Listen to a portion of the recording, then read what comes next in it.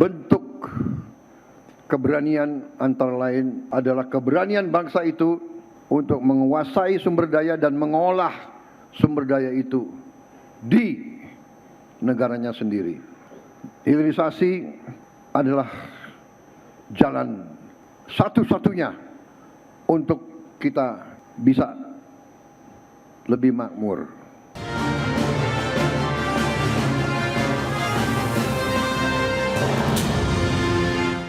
Ya, pemirsa, Presiden Prabowo Subianto menegaskan komitmen pemerintah dalam mempercepat transformasi industri nasional melalui penguatan hilirisasi di sektor strategis. Bahkan Presiden menyatakan hilirisasi adalah jalan menuju kebangkitan bangsa Indonesia. Jadi saudara, bentuk keberanian antara lain adalah keberanian bangsa itu untuk menguasai sumber daya dan mengolah sumber daya itu di negaranya sendiri. Hilirisasi adalah jalan satu-satunya untuk kita bisa lebih makmur. Demikian pernyataan Presiden Prabowo Subianto saat groundbreaking proyek hilirisasi nasional tahap 2 di Refinery Unit 4 Cilacap, Jawa Tengah. Presiden menegaskan langkah ini menjadi bagian dari komitmen pemerintah dalam percepat transformasi industri nasional melalui penguatan hilirisasi di sektor strategis. Adapun groundbreaking proyek hilirisasi dilakukan untuk 13 proyek yang terdiri dari berbagai pengembangan di sektor pengolahan dan permunian yang terintegrasi, mencakup peningkatan kapasitas refinery, pengembangan produk turunan bernilai tambah, serta pembangunan fasilitas pendukung yang memperkuat rantai pasok industri nasional. Sehingga dengan investasi besar dan cakupan lintas sektor, hilirisasi tahap 2 ini diharapkan menjadi pijakan strategis menuju Indonesia yang lebih mandiri, berdaulat, dan berdaya saing global. Berbagai sumber untuk ID Action. Baik pemirsa, untuk membahas tema kita kali ini, hilirisasi, kunci nilai tambah dan daya saing industri nasional. Kita sudah tersambung melalui Zoom bersama dengan Mas Anggawira, Ketua Umum Asosiasi Pemasok Energi Mineral dan Batubara Indonesia Aspebindo. Dan langsung saja kita sapa ini. Halo Mas Angga, apa kabar? Baik Mas Pras, apa kabar? Kabar baik juga, terima kasih atas waktu yang disempatkan. Tadi menarik sudah disampaikan begitu oleh Pak Presiden bahwa komitmen pemerintah saat ini juga masih cukup kuat untuk hilirisasi begitu ya. Karena ini adalah menjadi kunci juga untuk nilai tambah, kemudian daya saing dari industri nasional. Perspektif dari Aspebindo sendiri melihat bagaimana dari beberapa sektor strategis begitu ya untuk energi, mineral, dan batubara dalam meningkatkan nilai tambah ekonomi Indonesia secara umum. Silakan. Ya, hal ini sesuatu yang tidak bisa kita tawar-tawar lagi Mas Pras ya. Oke. Kalau kita mau menjadi negara maju ya tentunya kita harus menuju negara industri ya. Dengan mengakselerasi berbagai macam potensi yang kita miliki. Nah tentunya hilirisasi itu menjadi suatu jalan dan suatu keharusan yang saya lihat sih memang dari pemerintahan sebelumnya di masa era Pak Jokowi ya, hilirisasi ini sudah menjadi suatu komitmen dan dilanjutkan secara akseleratif oleh pemerintahan Pak Prabowo ya. Pada waktu itu saya ingat di sektor misalnya sektor nikel yang sebelumnya kita mengekspor raw material ya. Secara ya boleh dibilang secara ugal-ugalan gitu lah ya Mas Pras ya. Dan pada waktu itu saya ingat pemerintah melakukan penstopan ya terhadap impor ore gitu dan mendorong akhirnya pada waktu itu banyak investor yang masuk untuk membuat industri pengolahan atau smelter dan pada waktu itu saya ingat ya kita nilai tambahnya itu menjadi 10 hingga 15 kali lipat ya benefit yang didapatkan dari nikel ore tersebut ya. Oke. Dan saya lihat sekarang juga tentunya makin berkembang bukan hanya di nikel, saya lihat juga komitmennya di berbagai macam sektor mineral ya, termasuk juga batu bara. Itu pemerintah punya sudah memiliki roadmap ya, dan kebetulan pada waktu itu juga kami ikut menyusun ya, membantu pemerintah. Pada waktu itu belum ada Kementerian Hilirisasi ya, masih Kementerian Investasi dan BKPM ya.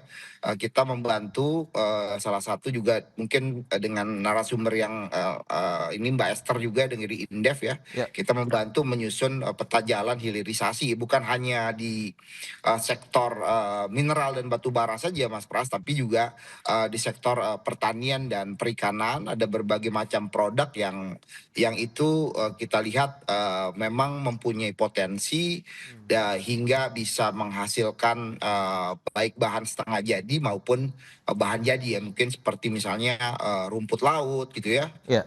kakao, lalu pala dan berbagai macam. Dan saya rasa juga memang harus ada keseimbangan juga ya, baik di sektor mineral, batu bara, dan juga di sektor pertanian dan perikanan ya, untuk hilirisasi itu, Mas Pras. Baik, itu dia. Menarik kalau kita cermati dari sisi pelaku usaha, begitu memang ini menjadi keniscayaan juga di tengah kondisi dinamika geopolitik, geoekonomi global, tapi kita harus bisa mempertahankan kondisi ekonomi di dalam negeri maupun dari sisi kemandirian energi maupun juga dari sektor pertambangan mineral kita begitu. Dan ini sudah bergabung Bu Esther Sidasuti, Direktur Eksekutif Indef. Langsung saja kita sapa. Halo, Ibu Esther, apa kabar?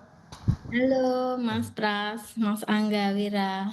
Ya, Master, salam. Baik, terima kasih atas waktu yang disempatkan. Tadi sudah disampaikan begitu dari sisi Aspemindo begitu memberikan respon positif ya terkait dengan komitmen pemerintah untuk memperkuat dan memperdalam lagi hilirisasi sektor-sektor strategis di Indonesia. Dari kacamata Indef sendiri melihat bagaimana Bu Esther? Ya, kalau menurut saya hilirisasi ini bagus ya, karena kita bisa mengolah ya komoditas menjadi nilai tambahnya itu meningkat gitu. Oke. Nah, misalnya kalau rumput laut biasanya dijual 1 kilo mentah itu katakanlah 1 juta gitu.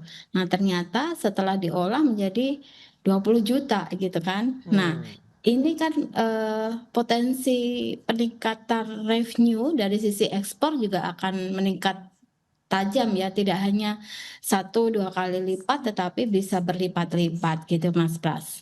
Oke, dan kita tahu Presiden Prabowo juga telah melaksanakan groundbreaking ya, ada 13 proyek hilirisasi nasional tahap 2 begitu ya, nilainya 116 triliun. Nah, apakah ini memang lagi-lagi menjadi sinyal kuat pemerintah untuk mempercepat transformasi industri strategis kita melalui hilirisasi, Bu Esther?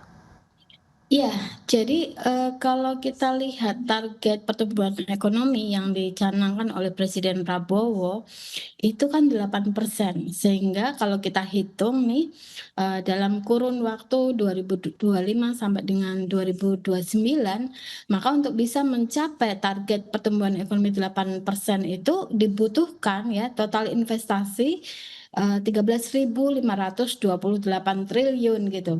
Baik itu bisa berupa investasi asing maupun investasi domestik gitu, Mas. Oke. Jadi di sisi lain kalau kita sudah mencapai target itu ya, maka penyerapan tenaga kerja pun itu juga akan bisa dilakukan gitu kan, bisa diciptakan. Nah, dengan catatan ya, ICOR-nya ini harus ditekan, yang tadinya 6,4 harus ditekan menjadi 4 gitu, Mas. Oke, dari 6,4 menjadi 4 begitu ya. Kita akan lihat seperti apa strateginya. Kita akan bahas lebih jauh nanti di segmen berikutnya Bu Esther dan juga Mas Angga. Kita akan jeda dulu sebentar ya, dan pemirsa tetaplah bersama kami. Ya, terima kasih Anda masih bergabung bersama kami dan kita akan cermati bersama beberapa data yang akan kami tampilkan seperti yang bisa Anda saksikan di layar televisi Anda. Pemirsa, kita lihat ada 13 proyek hilirisasi tahap 2 di tahun 2026 yang sudah di groundbreaking oleh Presiden Prabowo Subianto ya. Kita lihat ada proyek 1 dan 2 itu ada pembangunan fasilitas kilang gasolin di Dumai, kemudian juga di Cilacap. Kemudian ada proyek 3, 4, dan 5 adalah pembangunan tangki operasional BBM di Palaran, Kalimantan Timur, kemudian di Biak dan juga Maumere. Dan proyek ke-6 adalah fasilitas pengembangan produksi DME berkapasitas 1,4 juta ton per tahun di Tanjung Enim. Dan ke-7 ada pengembangan fasilitas manufaktur baja nirkarat dari nikel di Indonesia Morowali Industrial Park. Dan berikutnya kita lihat dari proyek ke-8 pengembangan fasilitas produksi slab baja karbon, di proyek 9 ekosistem dan fasilitas produksi aspal buton, dan proyek 10 adalah hilirisasi tembaga. Itu dia, dan berikutnya ini dia, proyek fasilitas pengolahan pala, kemudian ada fasilitas terpadu kelapa terintegrasi. Baik, itu dia beberapa hal yang sudah kami sampaikan dan berikutnya kita akan cermati bersama. Untuk grafis selanjutnya adalah realisasi investasi untuk hilirisasi ya. Kita lihat di tahun 2026 dan 2025 di kuartal 1 tepatnya datanya seperti yang bisa Anda saksikan di layar televisi Anda, ada kenaikan sekitar 8,2% pemirsa, dari 136,3 triliun meningkat menjadi 147,5 triliun rupiah. Dan berikutnya kita lihat data bagaimana dengan investasi hilirisasi sektor mineral di kuartal 1 tahun 2026 ini? Ya, ini dia, ada nikel yang masih menempati posisi pertama mencapai 41,5 triliun, menyusul tembaga, besi dan baja, boksit, timah dan lainnya. Itu dia beberapa data yang sudah kita sampaikan dan kita akan lanjutkan kembali perbincangan bersama dengan Ibu Esther Sriastuti dan juga Mas Angga Wira Aspebendo. Ya, dengan beberapa data tadi yang sudah diinformasikan begitu, lantas Mas Angga, Anda melihat seberapa penting bahwa hilirisasi ini benar-benar memberikan kontribusi yang cukup kuat terhadap transformasi ekonomi di tanah air begitu Mas Angga? Iya, tentunya sangat penting Mas Pras, dan suatu keharusan kan kalau kita lihat tadi dari sektor-sektor yang ada itu Mas Pras kan Ya, sudah sangat variatif ya Mas Pras ya. oke, Bukan hanya di sektor tadi mineral, tapi juga kita lihat juga ada di sektor-sektor pertanian juga Mas Pras. Jadi saya betul. rasa juga itu bisa mendorong tadi seperti Mbak Esther sampaikan, diversifikasi, dan yang penting memang tadi ya kita juga harus menekan ICOR-nya, itu sangat penting ya, sehingga memang spending daripada investasinya itu bisa berbanding lurus atau berbanding berkali lipat lah ya kontribusinya terhadap tadi sektor pembukaan lapangan pekerjaan juga gitu Mas Pras, menurut saya. Jadi memang bisa bisa tepat sasaran seperti itu. Dan Oke. memang juga kalau kita lihat wilayahnya juga kan itu juga tidak hanya berpusat di Pulau Jawa, teman, ada beberapa daerah di bagian barat dan bagian timur Indonesia. Tadi yang seperti saya sampaikan kan tadi, seperti Pala kan itu contohnya, itu yang memang pada waktu saya juga membantu di periode Pak Bahlil di Kementerian Investasi pada waktu itu, juga menjadi salah satu produk yang memang kita susun ya, dan memang kalau dijadikan suatu industri turunan itu pasti Oke. nilai ekonomisnya akan bertambah berkali-kali lipat Mas Pras. Oke, kalau kita bicara mengenai tantangan utama dalam mendorong hilirisasi di sektor energi dan minerba, begitu khususnya dari sisi infrastruktur dan investasi, bagaimana Mas Angga? Ya, tentunya makan yang paling penting itu kan pertama adalah sisi teknologi Mas Pras ya. Oke. Bagaimana bisa menemukan suatu teknologi yang tepat ya, efisien juga, dan Hmm, juga bisa artinya ini improve gitu loh Mas Pras ya kan. oke. Jangan sampai biaya produksinya dengan harga market di dunia itu nggak ketemu gitu loh. Jangan Hmm, sampai biaya produksinya lebih lebih tinggi gitu loh, tadi ya sebut ICOR-nya lebih tinggi gitu misalnya kan. Itu juga oke. menjadi sangat penting gitu loh, sehingga produk-produk kita kan juga harus kompetitif juga, dan memang tadi teknologinya ya bisa improve juga Mas Pras gitu loh. Itu kan jangan, karena kan perkembangan teknologi juga sangat cepat ya Mas Pras ya. Betul. Nah ini memang harus mampu kita adaptasi juga, dan bagaimana tadi ya tentunya menggandeng industri-industri yang memang sudah punya kemampuan ya, memang best practice-nya lah di dunia ini sangat penting ya. Hmm. Pemilihan mitra-mitra strategis juga gitu Mas Pras. Jangan sampai kita salah memilih mitra strategis, pada akhirnya ya itu bisa merugikan kita juga Mas Pras. Oke. Nah, lantas Bu Esther, sektor apa saja nih yang mungkin masih memiliki potensi yang cukup kuat untuk didorong hilirisasinya sehingga memberikan dampak signifikan bagi ekonomi kita juga? Ya, jadi kami ini memetakan dan Hmm, mengidentifikasi, ada sekitar 8 sektor gitu ya. oke. 8 sektor itu apa saja ya, perkebunan, kemudian kelautan ya, kemudian perikanan gitu, terus kemudian ada, pertanian gitu ya, terus kemudian ada, mineral dan minyak, gas, dan bumi gitu. Jadi, total ada 8 sektor, di mana kami petakan juga identifikasi mana komoditas yang kira-kira itu, bisa menjadi prioritas untuk dihilirisasikan terlebih dahulu. Nah, Oke. kami identifikasi ada sekitar 28 komoditas dari 8 sektor itu, Mas Pras. Ya contoh kalau kita bicara PKPK ya, atau tadi perkebunan dan kelautan, perikanan dan seterusnya, Oke. itu ada sekitar CPO gitu ya, kopi, kokoa dan seterusnya gitu. Kalau kita bicara mineral ya nikel, tembaga, boksit gitu, Hmm. dan seterusnya gitu Mas Oke, Pras. dan kalau misalnya tadi sudah disampaikan Mas Angga bahwa pengembangan, pemanfaatan begitu aplikasi teknologi di bidang hilirisasinya menurut Indef ini masih perlu dikejar kah? Terus bagaimana kita dari sisi SDM-nya juga harus ikut bisa catch up begitu dengan teknologi yang digunakan atau bagaimana nih ke depannya? Iya, jadi kalau kita identifikasi tentu tidak mudah ya Hmm, melakukan hilirisasi industri ini. oke. Jadi ada beberapa tantangan dan peluangnya. Seperti tadi yang sudah disampaikan oleh Mas Angga Wira, jadi tantangannya nih kita tuh persaingan global itu kan sangat ketat gitu Mas Pras. Oke, Jadi jangan sampai harga kita itu tidak kompetitif gitu. iya. Nah, namun demikian, untuk bisa menciptakan, harga yang kompetitif, maka dibutuhkan ya kebutuhan investasi yang besar. Nah, Hmm, tuntutan dari standar sustainability standar itu juga diharuskan gitu. Jadi kalau misalnya kita mau ekspor kopi ini, ya. ke Eropa atau ke US itu harus ada sertifikasinya, dia tersertifikasi ya. Hmm, Bukan sertifikasi halal, tapi sertifikasi organik misalnya dan seterusnya. Nah, oke. di sisi lain, peluangnya ada memang. Jadi peluangnya itu penciptaan lapangan pekerjaan. Hmm, Namun jangan sampai dengan adanya hilirisasi, kualitas tenaga kerja kita ini tidak mampu ya mengisi ya pasar, tenaga kerja yang ada di sektor-sektor tersebut gitu. Sehingga peningkatan kualitas SDM ini harus gitu.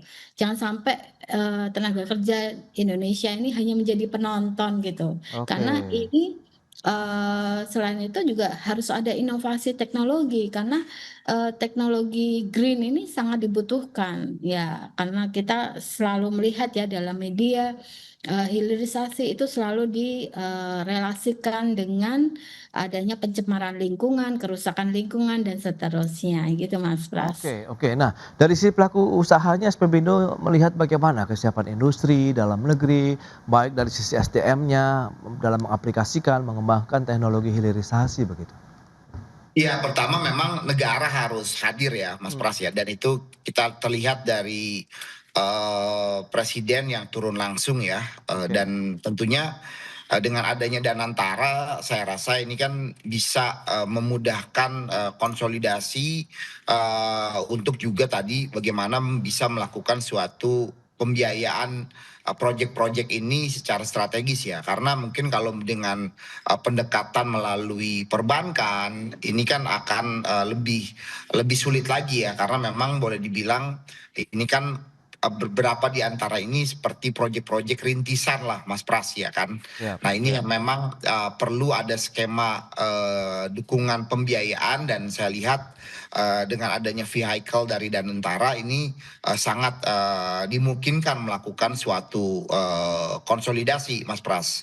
Dan yang lainnya ya tentunya tadi pemilihan mitra-mitra strategis yang tepat itu juga menjadi salah satu kunci ya transfer teknologi dan tentunya juga transfer SDM juga Mas Pras ya karena Hmm, bagaimanapun itu ya proyek ini bisa berjalan apa namanya berkelanjutan itu ya oke. tentunya karena ada SDM yang memang mampu dan mengerti juga tentang industri-industri yang dibangun karena kan varian juga nih ya Mas Pras ya industrinya ini kan sangat luas tadi seperti Mbak Esther juga sampaikan ada beberapa produk-produk atau sektor-sektor yang menjadi apa namanya prioritas dan ini juga harus juga sedani mungkin dikomunikasikan juga dengan pihak perguruan tinggi juga Mas Pras. Oke. Ini kan juga penting itu ya. Ya Jangan ya. sampai misalnya pihak perguruan tinggi juga tidak mengetahui nih roadmap-nya dan nanti juga missing terhadap penyiapan tenaga kerjanya kan Mas Pras. Jadi proyeknya ada cuma tenaga kerjanya misalnya harus juga didatangkan dari luar gitu kan. Nah, ini sama aja bohong kan kalau gitu Mas Pras. Nah, ini yang Iya. perlu dipersiapkan sedini mungkin gitu menurut saya dengan Hmm, keterlibatan daripada kampus sehingga juga mahasiswa-mahasiswa yang lulus nanti bisa siap pakai juga Mas Pras, karena kan ada beberapa ya, kita lihat beberapa pembicaraan akhir-akhir ini terhadap jurusan-jurusan yang mungkin tidak relevan. Artinya memang harus ada transformasi ya terhadap SDM yang ada gitu Mas Pras. Oke, lantas sejauh mana peran pelaku usaha nasionalnya begitu dalam rantai hilirisasi ini? Apakah sudah siap menjadi pemain utamanya atau masih didominasi oleh investor asing? Kita akan bahas nanti di segmen berikutnya. Kita akan jeda kembali sebentar, Mas Angga dan juga Bu Esther. Dan pemirsa, kami akan segera kembali usai pariwara berikut ini. Ya, Anda masih menyaksikan Market Review dan kita lanjutkan kembali perbincangan menarik ini bersama dengan Mas Angga Wira, Ketua Umum Aspebindo, kemudian ada Ibu Esther Setiastuti, Direktur Eksekutif Indef. Nah, Mas Angga, kalau memang tadi Anda katakan transfer teknologi, kemudian bagaimana peran pemerintah juga harus hadir begitu untuk bisa meningkatkan kualitas SDM, lantas sejauh mana kalau kita bicara mengenai peran pelaku usaha nasionalnya dalam rantai hilirisasi saat ini? Apakah ya tadi sudah menjadi pemain utamanya, masih didominasi oleh investor asing atau sebenarnya kita harus kolaboratif, Mas Angga? Ya, kuncinya memang kolaboratif ya. Artinya pada waktu itu juga saya ingat di di Kementerian Investasi juga ada suatu peraturan menteri pada waktu itu di mana adanya kewajiban ya tersedia setiap ada investasi yang masuk itu untuk menggandeng pelaku UMKM ya di dalam rantai pasoknya. Nah, ini juga salah satu inisiatif yang saya rasa sangat penting juga. Oke. Sudah ada mandatori gitu ya, dan tinggal dicek sejauh mana, tapi yang diharapkan memang benar-benar kita bisa ikut dalam rantai pasoknya gitu Mas Pras. Oke. Bukan hanya menjadi misalnya ikut dalam misalnya yang di luar core-nya gitu loh. Misalnya